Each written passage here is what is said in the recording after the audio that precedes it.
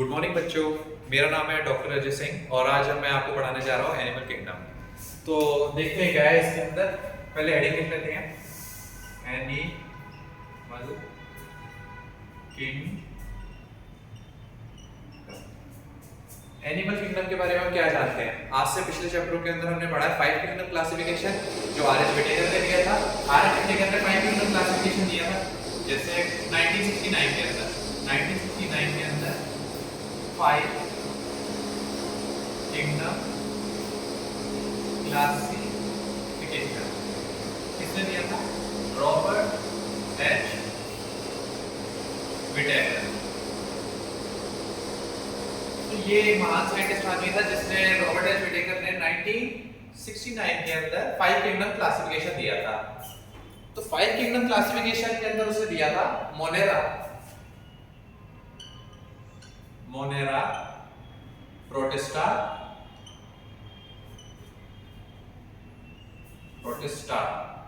Fungi, Plantae और animalia. हमारा chapter जो है असलियत में किंगडम एनिमेलिया के बारे में है। तो हम जो भी आज पढ़ेंगे असलियत में किंगडम एनिमेलिया के बारे में पढ़ेंगे। अब एनिमेलिया के अंदर बाद में इन्होंने फाइलम्स में डिवाइड कर दिया, खूब सारे फाइलम्स में डिवाइड करा। तो फाइलम्स कौन कौन से आते हैं? तो चलो मैं आपको उनके नाम बताता हूं। सबसे पहले तो सबसे पहला आ जाता है इसमें Porifera, Coelenterata,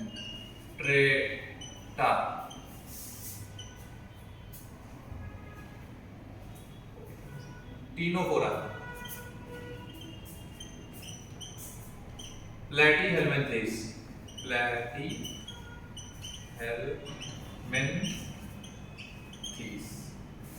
Aschelminthes, Annelida,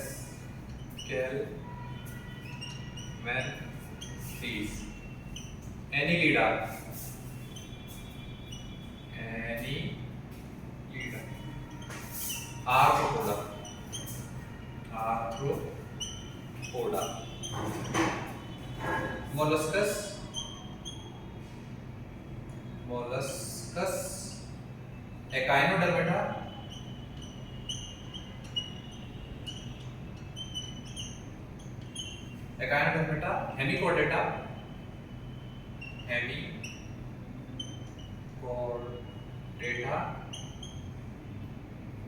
Chordata.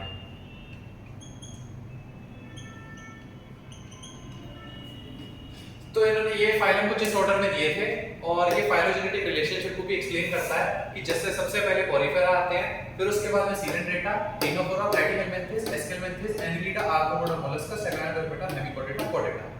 इस चैप्टर के अंदर हम सारे फाइलम एक एक करके समझेंगे और इन सब के एग्जांपल पढ़ेंगे। नीट पॉइंट ऑफ व्यू के हिसाब से ये थोड़ा इंपॉर्टेंट टॉपिक है, इसमें एग्जांपल को लेकर पूछा जाता है। तो अब कुछ क्राइटेरिया की बात कर लेते हैं कि किन क्राइटेरिया के बेसिस पर उन्होंने फाइलम को डिवाइड किया है। तो उसकी हम थोड़ी सी बेसिक नॉलेज और जानकारी रख लेते हैं। चलो आओ, सबसे पहले क्या पढ़ते हैं? सबसे पहले हम कुछ टर्मिनोलॉजी के बारे में ध्यान दे लेते हैं जो यहाँ पूछी जाएंगी, जैसे कि सिलोमेट्स या सिलोम या एसिलोमेट। ठीक है, तो अब देखो, जैसे ये एक बॉडी है, ठीक है, ये हमारी गट है। गट मतलब एलिमेंट्री कैनाल, किसी भी जीव की एलिमेंट्री कैनाल। ठीक है, ये 2, ये 3। आपको दिख रहा होगा कि एलिमेंट्री कैनाल जो है असलियत में ये 3 लेयर के अंदर डिवाइडेड है। ठीक है, अब 3 लेयर के अंदर डिवाइडेड है तो इसके अंदर ये हो जाती है, जो हमारी ये वाली जो लेयर हो जाती है असलियत में, ये पहली वाली जिसको मैं शेड कर रहा हूं इस तरीके से। ठीक है, और ये दूसरी वाली, ये इसे भी मैंने शेड कर दिया। अब जो ये बीच में जो स्पेस रह गया है खाली, ये वाला, इसको मैं डॉट डॉट डॉट करके मार्क कर रहा हूं रेड कलर से। ये स्पेस होता है खाली, इसको हम बॉडी कैविटी बोलते हैं। Body cavity, body cavity. इस बॉडी कैविटी को हम सिलोम नाम दे देंगे, नीचे करके सिलोम या सिलोमेट्स तो सीलोमेट्स ऐसे ऑर्गेनिज्म होते हैं जिनके अंदर सीलोम जो होता है वो प्रेजेंट होता है, और जो सीलोम होता है वो ओपन स्पेस होता है बॉडी कैविटी, बॉडी के अंदर होती है, गट के बाहर, और जो आपकी एक्सटर्नल बॉडी की जो स्किन है, जो एक सरफेस है, उसके अंदर। तो ये होती है इस तरीके से। अब अगर हम कुछ और ऑर्गेनिज्म की बात करें, कुछ होते हैं जैसे ये तो होते हैं सीलोमेट्स हो गए, कुछ होते हैं सूडोसीलोमेट्स। आइए जान लेते हैं क्या है। सूडोसीलोमेट्स भी ऐसे ही होता है, ये गट, ये अंदर की लेयर हो गई और ये बाहर की लेयर हो गई, ठीक है। अब ये जो अंदर वाली लेयर है, मैं इसको शेड कर देता हूं वापस से इस तरीके से। ये देखो आप, ये मैंने शेड कर दिया और ये अंदर वाली को भी मैंने शेड कर दिया। अब जो ये बीच वाली लेयर है असलियत में, इसमें इस तरीके के पॉकेट्स प्रेजेंट होते हैं। ये इनको मैं आप रेड डॉट करके आपको समझाता हूं। ये वाले, ये वाला जो स्पेस है ये फिल्ड है, लेकिन ये वाले जो पॉकेट्स हैं असलियत में यहाँ पर स्पेस है। तो देखा जाए तो ओपन कैविटी यहाँ पर पूरी है, लेकिन यहाँ पर कुछ पाउचेस या पैकेट्स के फॉर्म में प्रेजेंट है। तो हम इस चीज को मार्क कर देते हैं और ये बता देते हैं ऐसे ऑर्गेनिज्म जिसमें इस टाइप्स का सीलोम कह सकते हैं। अब कंप्लीट सीलोम भी नहीं है, मतलब कह सकते हैं सीलोम ए सीलोमेट और सीलोम के बीच का है, तो हम इसको नाम दे देते हैं सूडो सीलोमेट्स, सीलोम, ठीक है। ऐसे ऑर्गेनिज्म जिनके अंदर सूडो सीलोम पाया जाता है उनको सूडो सीलोमेट्स कहते हैं। सूडो का मतलब होता है फॉल्स। जाहिर सी बात है, ट्रू अगर ये है तो ये फॉल्स ही होगा, क्योंकि कुछ है भी कुछ नहीं भी है, तो बीच का है। तीसरा हमारे पास यहाँ पर आ जाता है, एक आता है, ये एक ऑर्गेनिज्म है और ये एक की गट है। ये गट हो गई। यहाँ पर अब है ना, ये पूरा ही शेडेड है असलियत में, मार्कर थोड़ा चल नहीं रहा है, तो चलो मैं इसको इस तरीके से मार्क कर देता हूँ।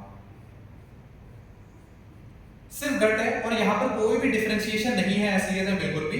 तो कोई डिफरेंशिएशन नहीं है ऐसे ऑर्गेनिज्म के अंदर जिस तरीके इस तरीके का सीलोम अगर पाया जाता है तो हम इसको बोल देते हैं ए सीलोम, और ऐसे ऑर्गेनिज्म जिनमें ए सीलोम पाया जाता है उनको हम बोल देते हैं ए सीलोमेट्स। तो ये तीन टर्मिनोलॉजी है और एक क्राइटेरिया भी है जिसके अंदर ये फाइलम जो है बाकी डिवाइड किए हुए हैं। आइए कुछ और जानने की कोशिश करते हैं इसके बारे में। अब लेयर के बारे में हम जानने की कोशिश करें, जर्मिनल लेयर के बारे में जानने की कोशिश करते हैं। जब भी कोई ऑर्गेनिज्म जन्म लेता है असलियत में, जैसे स्पर्म और ओवम फ्यूज होते हैं, या कोई भी ऑर्गेनिज्म जो अपने एक बुनियादी फेज में होता है जहां पर उसका बस क्रिएशन हो ही रहा है, सेल डिवाइड कर रहे हैं, वो धीरे धीरे मल्टी सेलुलर बनता जा रहा है सिंगल सेल्ड ऑर्गेनिज्म से, और जैसे जैसे वो बनता जा रहा है उसके बाद में वो तीन लेयर सबसे पहले बनाता है। सबसे पहले वो तीन लेयर बनाता है। आइए उसको हम समझने की कोशिश करते हैं। मान लो ये एक ऑर्गेनिज्म है, इसका नाम रख देता हूं मैं चिंटू। चिंटू अभी इतना सही है, ठीक है। और चिंटू जो है अभी धीरे धीरे डिवाइड होना शुरू होगा। डिवाइड होता है इस तरीके से, सेल बनाए इससे चार के हो जाएंगे 8, और 8 हो जाएंगे, और इस तरीके से बढ़ते चले जाएंगे और बढ़ते चले जाएंगे इस तरीके से, और बाद में ये एक ऑर्गेनिज्म बन जाएगा। ये देखो इस तरीके से ऑर्गेनिज्म बन गया। खुश हो गए, देखो मैं तो बड़ा हो गया, है ना। तो कहने का मतलब ये है कि चिंटू जब यहाँ पर यूनिसेलुलर था असलियत में, बाद में ये पूरा ऑर्गेनिज्म बना है, तो यहाँ पर बनने पर जब ये मल्टीसेलुलर हो गया तो इससे 3 लेयर का फॉर्मेशन किया था। अब बॉडी के अंदर देखो कितने सारे ऑर्गन होते हैं, कितने सारे टिश्यूज होते हैं, बहुत सारी चीजें होती हैं, पर आपको नहीं लगता कि यार यहाँ पर सेल्स हैं और वो बस चिंटू बन गया? नहीं, ऐसा नहीं है। यहाँ पर बीच में कहीं आने पर इससे 3 लेयर का फॉर्मेशन करा था। वो 3 लेयर को 3 जर्मिनल लेयर कहते हैं। 3 मतलब 3 जर्मिनल लेयर्स। वो 3 जर्मिनल लेयर कौन कौन सी है, आइए पढ़ लेते हैं इसके बारे में। Ectoderm, mesoderm, endoderm. ये 3 लेयर होती हैं, और जितने भी हमारे बॉडी के जितने भी टिश्यू सारे होते हैं, जैसे कि नर्वस टिश्यू होता है, तो नर्वस टिश्यू असलियत में एक्टोडर्म ओरिजिन का होता है, ठीक है। और इसी तरीके से खूब सारे अपने जो अलग अलग टिश्यू होते हैं, जैसे बॉडी के अंदर स्किन कौन बनाएगा, दांत कौन बनाएगा, ये कौन बनाएगा, ये कहीं ना कहीं 3 लेयर से ही डिराइव होते हैं। उसमें से एक एग्जांपल है जैसे एक्टोडर्म से हमारा नर्वस टिश्यू बन जाता है। तो ये 3 लेयर ही आगे जाके डिफरेंशिएट होती चली जाती है, और डिफरेंशिएट होते होते अलग अलग टिश्यू का फॉर्मेशन करती है, ठीक है। अब ये क्राइटेरिया भी है, कैसे? क्योंकि अलग अलग फाइलम की बात हो रही है, तो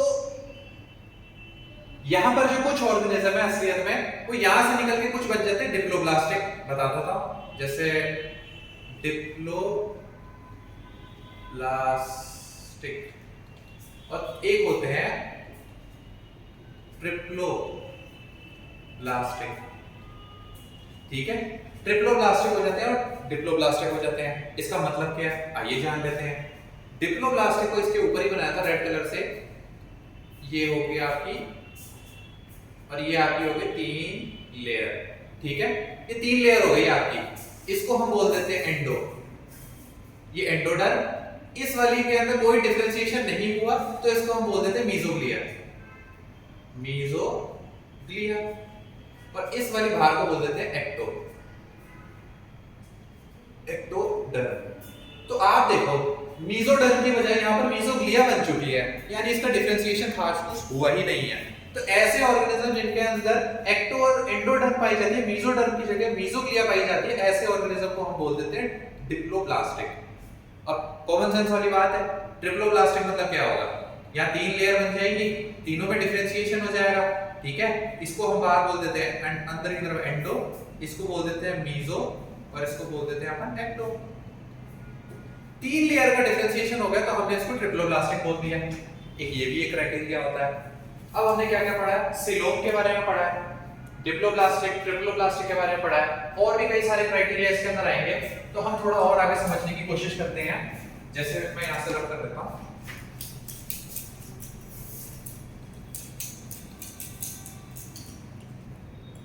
यहां से रब कर देता हूं और इसे भी रब कर देता हूं।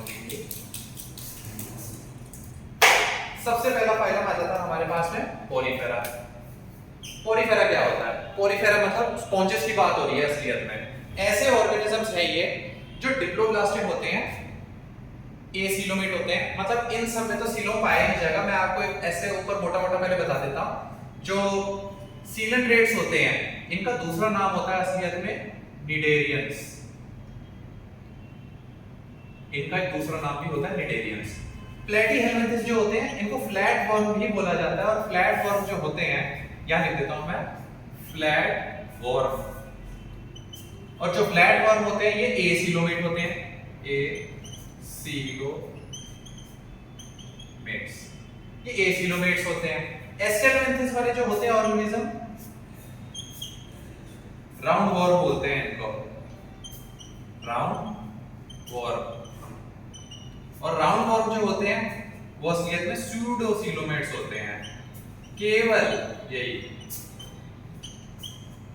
ठीक है, और बाकी उसके बाद Annelida, Arthropoda, Mollusca, Echinodermata, Hemichordata, कोडेटा, ये जितने भी सारे के सारे ऑर्गेनिज्म है, इसको दूसरे कलर से बता देता हूं मैं आपको। ये जितने भी ऑर्गेनिज्म है सारे के सारे ये कहलाते हैं हमारे सीलोमेट्स। मेट्स हैं आपस में और सीलोमेट्स हैं ये सारे के सारे। ठीक है, लेकिन इनके अंदर हम सीलोम की बात नहीं करते असलियत में, क्योंकि ये बहुत ही प्रिमिटिव ऑर्गेनिज्म है। और जो सीलेंड्रेटा है इनको निडेरियस बोलते हैं, और हीनोफोरा जो है इनमें कोई सीलोम की बात नहीं होती। सीलोम की बात ही असलियत में प्लेटीहेल्मिंथस से होती है, और वहां पर एसीलोमेट होता है। इसके अंदर हमें एक फाइलोजेनेटिक रिलेशनशिप भी मिल रही है असलियत में। कि सबसे पहले जो है, अगर इनको हम छोड़ दें तो सबसे पहले असलियत में हमारे पास एसीलोमेट आते हैं, फिर सूडोसीलोमेट आते हैं, और उसके बाद में हमारे पास आते हैं सीलोमेट्स। पता लग रही है ना इवोल्यूशनरी रिलेशनशिप अपने को इसमें तो पता लग रही है। फिर उसके बाद आ जाती है अपनी लेयर वाइज बात कर लेते हैं असलियत में, जैसे डिप्लोब्लास्टिक है, ट्रिप्लोब्लास्टिक है, ऐसे करके। तो अगर देखा जाए तो अपने पास जो एनिलिडा है, एनिलिडा से आर्थ्रोपोडा, मोलस्कस, एकाइनोडर्मेटा, हेमिकोडेटा, कोडेटा, ये ट्रिप्लोब्लास्टिक ही कहलाते हैं। चलो यहां मार्क कर देते हैं ट्रिप्लोब्लास्टिक, यानी इसमें 3 लेयर पाई जाएगी। इसका मतलब इनके ऊपर डिप्लोब्लास्टिक हो जाएगा, कॉमन सेंस वाली बात है। तो इस तरीके से है। अब हम पढ़ते हैं थोड़ा सा स्पॉन्जेस के बारे में पढ़ लेते हैं, आइए। तो यहां लिख देता हूं मैं पोरीफेरा। पोरीफेरा क्या होता है, बेसिक भाषा में इनको हम स्पॉन्जेस बोलते हैं। स्पॉन्जेस जैसे आपने पानी में देखे होंगे, स्पंज वगैरह घर में देखे होंगे सफाई करने वाले, जी हाँ, ये वही वाले स्पॉन्जेस हैं असलियत में। ये पहले एक ऑर्गेनिज्म थे, अब वो मर चुके हैं, अब हम उनसे अपनी एड़ियां घिस रहे हैं घर बैठ के। ठीक है, स्पॉन्जेस क्या होते हैं, स्पॉन्जेस असलियत में अगर देखा जाए तो एक अगर ये स्पॉन्ज है असलियत में इस तरीके से, ठीक है। स्पॉन्ज के अंदर क्या होता है, जैसे मान लो यहाँ पर एक इसके अंदर एक कैविटी है, ये सिलोम नहीं है बिल्कुल भी, बस ये एक स्पॉन्ज है, इसके अंदर डॉट डॉट डॉट बना देते हैं क्योंकि स्पॉन्ज जो होता है वो पोरस होता है असलियत में। पोरस, पोरस अलेक्जेंडर वाला नहीं, पोरस मतलब चेरी छेद होंगे, चेरी सिंह वाला, ठीक है। ये स्पॉन्ज होता है असलियत में। अब स्पॉन्ज के अंदर क्या है इसके बारे में थोड़ा सा क्राइटेरिया, अच्छा एक क्राइटेरिया मुझसे थोड़ा मिस हो गया, मैं आपको वो बता देता हूं। लेवल ऑफ बॉडी ऑर्गेनाइजेशन की बात भी हो रही है असलियत में। लेवल ऑफ बॉडी ऑर्गेनाइजेशन कई प्रकार के होते हैं, मैं उसको यहां मेंशन कर देता हूं। Level of body organization, level of body organization से क्या समझते हैं, उनकी जो बॉडी है असलियत में इन सारे ऑर्गेनिजम्स की, ये किस लेवल पे ऑर्गेनाइज्ड है। अगर ये सबसे प्रिमिटिव है तो प्रिमिटिव के अंदर क्या होगा, सबसे पहले हमारा यहां पर आ जाता है cellular level of body organization आता है। Cellular level of body organization. तो सेल्यूलर लेवल का हम क्या समझते हैं, कहने का मतलब ये है कि यहां पर स्पेशलाइज्ड सेल प्रेजेंट होते हैं अलग अलग करके, जो अलग अलग फंक्शनैलिटी को परफॉर्म करते हैं। इसके अंदर एक्सक्रीशन भी होगा, इसके अंदर रिप्रोडक्शन भी होगा, इसके अंदर जो है, वैसे तो ये पानी के अंदर ही पड़े रहते हैं, सर्कुलेशन सिस्टम तो होगा नहीं, तो इसमें होता है actually water transport canal system. तो सेल्यूलर लेवल ऑफ ऑर्गेनाइजेशन है। और यहां पर सेल्यूलर लेवल के एक एग्जांपल के लिए मैं आपको समझा देता हूं कि flame cell, flame cells present होते हैं यहां पर, जो परफॉर्म करते हैं एक्सक्रीशन, मतलब एक्सक्रीशन। अब इसके अंदर गंदगी वगैरह आएगी तो वो बाहर भी तो निकलेगी, तो ये जो सेल्स होते हैं यहाँ पर प्रेजेंट होते हैं अलग अलग करके। तो सेल्यूलर लेवल ऑफ ऑर्गेनाइजेशन का मतलब ये है कि अलग अलग टाइप के सेल यहाँ पर प्रेजेंट है, उनमें से एक होते हैं फ्लेम सेल्स। ये फ्लेम सेल रिस्पांसिबल है एक्सक्रीशन के लिए। अगर हम ह्यूमंस की बात करें जो बहुत एडवांस ऑर्गेनिज्म है, तो हमारे पास तो ऑर्गन प्रेजेंट है, kidney, organ system level of organization है हमारे पास में। हम सिर्फ किडनी की बात कर रहे हैं, पर यूरेटर, यूरिनरी ब्लैडर, कितनी सारी चीजें हैं। तो हमारे अंदर जो बॉडी ऑर्गेनाइजेशन है वो organ system level of organization है। तो इसी तरीके से इसके अंदर तो आ गया सेल्यूलर लेवल ऑफ ऑर्गेनाइजेशन आ गया, फ्लेम सेल इसमें प्रेजेंट होते हैं एक्सक्रीशन के लिए। दूसरी एक चीज होती है, इसके अंदर पानी आता जाता रहता है, यहां से पानी आएगा, यहां से पानी निकलेगा। लिख देता हूं मैं यहां पर वाटर। तो वाटर के जरिए इसके अंदर यहां पर पानी आएगा और पानी एग्जिट हो जाएगा, एग्जिट वाटर। तो इसके अंदर पानी आएगा और जाएगा, तो इसका मतलब ये है कि क्या एक इसका स्पेशल फीचर है, यहां लिख देता हूं मैं, वाटर ट्रांसपोर्ट कैनाल सिस्टम है इसके अंदर, water transport canal system. Water transport canal system present होता है जो इसके अंदर के आके गंदगी इसको ले जाता है। अगर हम इसके रिप्रोडक्शन की बात करें तो रिप्रोडक्शन इसके अंदर दो तरीके का होता है, एक तो सेक्सुअल भी होता है और एक एसेक्सुअल भी होता है। अब सेलुलर लेवल ऑफ ऑर्गेनाइजेशन है तो इसमें कुछ गैमेट्स वगैरह भी फॉर्म हो जाते हैं। तो गैमेट फॉर्मेशन, ठीक है, इसके अंदर आता है सेक्सुअल, इसको हम सेक्सुअल फॉर्म बोल देते हैं, रिप्रोडक्शन। और एसेक्सुअली भी करता है, जैसे कि बडिंग, बडिंग और कह सकते हो फ्रेगमेंटेशन, फ्रेगमेंटेशन। इसके मतलब जान लेते हैं, इसको हम एसेक्सुअल बोल देते हैं, सेक्सुअल, ठीक है। तो बडिंग क्या होता है, जैसे कि ये स्पॉन्ज है, मान लो एग्जांपल के लिए यहां पर मैंने एक स्पॉन्ज बना दिया, इसका एक टुकड़ा यहां से टूट गया, अलग हो गया, चलो अलग कर देते हैं, अलग हो गया। ये जो अलग टुकड़ा है असलियत में इसका, ये जाके वापस एक स्पॉन्ज बना लेगा नीचे, देखो इस तरीके से। अब ये दो स्पॉन्ज हो गए, इसी चीज को यहां पर बोला गया बडिंग। तो एसेक्सुअली यहां पर बडिंग भी होती है, इसमें गैमेट फॉर्मेशन भी होते हैं, क्योंकि सेलुलर लेवल ऑफ ऑर्गेनाइजेशन है तो सेल्स वगैरह डिवाइड करके गैमेट फॉर्मेशन भी बना लेते हैं। तो लेवल ऑफ ऑर्गेनाइजेशन कौन सा हो गया इसमें, सेलुलर हो गया, ठीक है। सीलोम की हम बात कर नहीं सकते हैं, ठीक है। इसके कुछ एग्जांपल भी हम समझ लेते हैं, जैसे साइकोन एनसीईआरटी में दिए हुए हैं, साइकोन, स्पॉन्जिला। स्पॉन्जिला, स्पॉन्जिला की खास बात ये कि फ्रेश वाटर है, fresh water sponge. Fresh water मतलब खारे पानी में नहीं पाया जाएगा, ये समुद्र में नहीं पाया जाएगा, और एक्सेट्रा एक्सेट्रा, ETC, ठीक है। तो ये हो जाता है अपना पॉलीथेरा। अगले की अगर हम बात करें निडेरियन, निडेरियन कुछ भी नहीं होते हैं, निडेरियन कुछ भी नहीं होते हैं, बेवकूफ लोग हैं, एक नंबर के बेवकूफ बनाने आ गए हैं और कुछ भी नहीं है, इसको मैं रब कर देता हूं यहां से।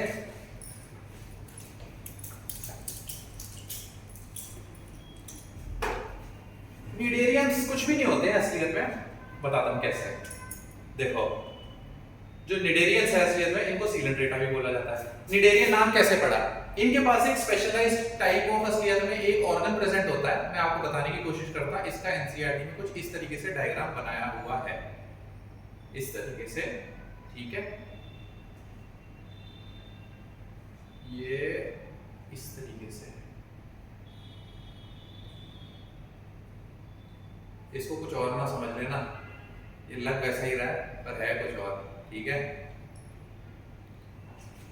ये है नीडोसाइट।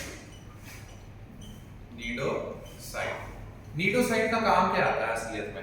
नीडोसाइट जो होता है असलियत में वो यूज होता है एंकरेज के लिए, डिफेंस के लिए, है ना, और कैप्चरिंग ऑफ प्रे। तो मैं यहाँ इसको अलग तरह से लिख देता हूँ क्योंकि ये एक इंपॉर्टेंट क्वेश्चन है।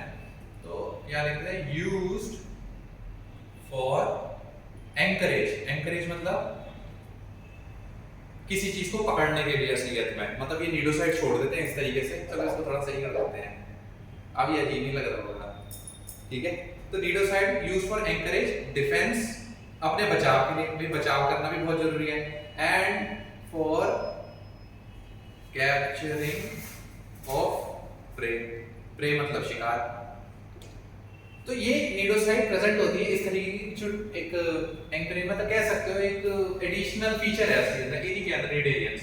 तो अगर हम निडेरियंस की और कुछ खास बात कर लेते हैं यहाँ पर बैठ के, तो अलग अलग से मैं लिख देता हूँ। तो सीलेंट ट्रेट्स, तो जो सीलेंट ट्रेट्स होते हैं इसके अंदर टिश्यू लेवल ऑफ ऑर्गेनाइजेशन पाया जाता है। Tissue level of body organization. Tissue level of body organization पाया जाता है, डिप्लोब्लास्टिक है। अब हम लेयर्स की बात करेंगे। डिप्लोब्लास्टिक, ठीक है। तो टिश्यू लेवल ऑफ ऑर्गेनाइजेशन है, डिप्लोब्लास्टिक है, और इसके अंदर कुछ एग्जांपल है अपने पास। सीलेंट्रेटा में आ जाता है अपना टीनोप्लेना और प्लूरोब्रैकिया। टीनोप्लेना एंड प्लूरोब्रैकिया, कुछ एक्सेट्रा एक्सेट्रा इस तरीके के हैं। तो अब हम टिश्यू की बात करते हैं। तो टिश्यू लेवल ऑफ ऑर्गेनाइजेशन का मतलब क्या होता है? वहां हमने सेलुलर पढ़ा, यहाँ टिश्यू पढ़ लेते हैं। तो टिश्यू के अंदर क्या होता है? पहले अलग अलग सेल्स अलग अलग फंक्शन परफॉर्म कर रहे थे, अब अलग अलग सेल्स जो थे अलग अलग फंक्शन परफॉर्म कर रहे हैं। अब यहाँ पर अलग अलग टिश्यूज, टिश्यू क्या होते हैं? Group of cells. तो ग्रुप ऑफ सेल इतने स्पेशलाइज्ड हो चुके हैं कि वो एक पर्टिकुलर फंक्शन जो है वो परफॉर्म कर रहे हैं। ये देखो, दिख रहा है, समझ में आ रहा है? अलग अलग सेल्स हैं, और कुछ को मैं रेड से बना देता हूँ यहाँ पर, ये देखो। तो टिश्यू लेवल ऑफ ऑर्गेनाइजेशन में अलग अलग टिश्यू असलियत में अलग अलग फंक्शन परफॉर्म करते हैं। प्रिमिटिव है हमसे तो, ठीक है। तो इस तरीके से इसी को टिश्यू लेवल ऑफ ऑर्गेनाइजेशन बोल देते हैं। इससे ज्यादा इसके बारे में इसमें कुछ बताया हुआ नहीं है। फिर इसके बाद आता है टीनोफोरा। टीनोफोरा कुछ नहीं है, बस इसी के आगे थोड़ा सा बढ़ के आ गए हैं। उनके अंदर भी अपने को ये पाया जाएगा, टिश्यू लेवल ऑफ ऑर्गेनाइजेशन पाया जाएगा, डिप्लोब्लास्टिक होंगे और उसके कुछ एग्जांपल्स होंगे। तो ये टीनोफोरा के अंदर ही आता है, तभी मैं सोचो भूल कैसे गया। तो प्लूरोब्रैकिया इसमें आ गया, और जो इसका एग्जांपल है असलियत में यहाँ पर आ जाएगा अपना एग्जांपल। इसका एग्जांपल है, सेम चीज है लेकिन इसका एग्जांपल है टीनोप्लेना, ठीक है। प्लैटीहेल्मिन्थेस की बात कर लेते हैं। अब ये प्लैटीहेल्मिन्थेस है, बड़े खास है काफी, और पढ़ना बहुत है जरूरी। ये हो गई। तो प्लैटीहेल्मिन्थेस को हम फ्लैट वर्म भी बोल देते हैं।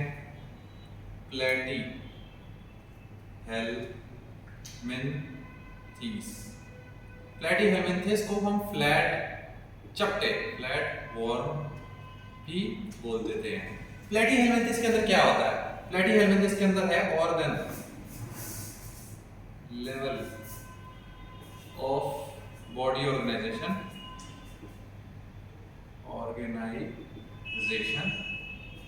और ये है एसीलोमेट, यही है बस, एसीलोमेट्स, ठीक है। और इनके अंदर इसका एक एग्जांपल होता है प्लेनेरिया। प्लेनेरिया इसके कुछ एग्जांपल में आ जाता है, जैसे मैं आपको बताता हूँ। प्लेनेरिया, प्लेनेरिया इसके अंदर ट्रू रीजनरेशन होता है, ट्रू रीजनरेशन। आइए समझते हैं ट्रू रीजनरेशन का मतलब क्या होता है। पेन का कलर चेंज करेंगे, समझ में आया आपको। जैसे ये देखो इस तरीके से, ये देखो ये प्लेनेरिया है। इसको अगर हम दो भागों में डिवाइड करते हैं कैसे भी करके तो कुछ इस प्रकार हो जाएगा, लेकिन ये बाद में जाके ये तीन भागों में डिवाइड होकर के ना तीन प्लेनेरिया बना देगा। ये देखो, और ये देखो, देखो तीन हो गए ना, 1 2 3। इसी चीज को ट्रू रीजनरेशन कहा गया है, ठीक है। एक इसका एग्जांपल और आ जाता है, उसका नाम है टीनिया सोलियम। टीनिया, टीनिया ही लिखता हूं सिर्फ इसको, ठीक है। टीनिया के अंदर क्या खास बात होती है, टीनिया टेगोन फ्रेशियोला, टीनिया ही आएगा इसके अंदर। और टीनिया को जरा समझ लेते हैं। जो टीनिया होता है इसका डायग्राम थोड़ा सा एनसीईआरटी में अपने को बता के दिया हुआ है, इस तरीके से यूं करके।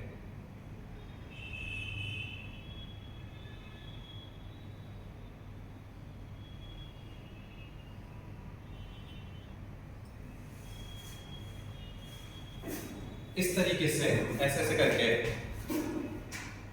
लग रहा है ना सांप जैसा एकदम। तो यहाँ क्या है, ये चीज क्या है असलियत में, तो इन चीजों को हम बोलते हैं हुक्स एंड सकर्स।